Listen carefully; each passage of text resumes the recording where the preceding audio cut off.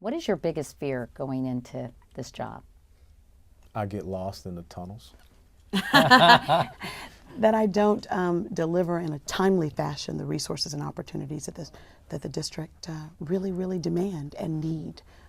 My fear is that we're not going to come up with the solutions that we need to really move the ball and the needle forward for the next generation. More gridlock is your fear? Well, I mean, we know there's going to be gridlock. So it's how do we deal with the gridlock and how do we reach common ground? Because, as Alan said, and I know Terry agrees with, we've got to make sure that the decisions that we make here make the next generation better off than we are today. That's been the American dream. That's been the philosophy of our government. That's been what's happened thus far. But how do you have gridlock and solutions? Well, the thing is we have to find areas. We might disagree on And 50%, we might disagree on 50, 60% of stuff. What's the 40% that we agree on? Can you think of anything in that 40%? We were just That we talking need about to the reduce deficit, right? that We were we talking need about to the create deficit more hawks. jobs.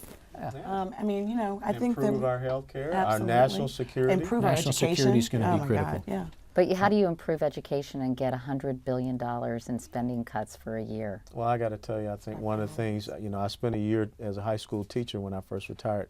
We've got to get education back down to the local level. We've got to make sure the focus is on the teachers in the classroom, not the bureaucracies that are overseeing them. And I think that's one of the places where you can look and see how do you make some of those cuts. Yeah. But we need to give the teachers the tools they need in order to teach, which I think is critically important. So I think it's about setting priorities. It's about figuring out our priority list, and that will affect how we compromise, I think. Do you think in 6 months you'll be as optimistic as you are today? Well, I've been in combat, so I'm always optimistic, and I think that America always finds a way when its back is up against the wall, and I think that this will be a launching point. I believe that all of us can agree that we're proud Americans, and we want to make sure that our country is on steadfast and on a right path. And so I am very optimistic that the American people desperately need us to be problem solvers. And so, as long as we can remember that and work towards those ends, I think that we can get there.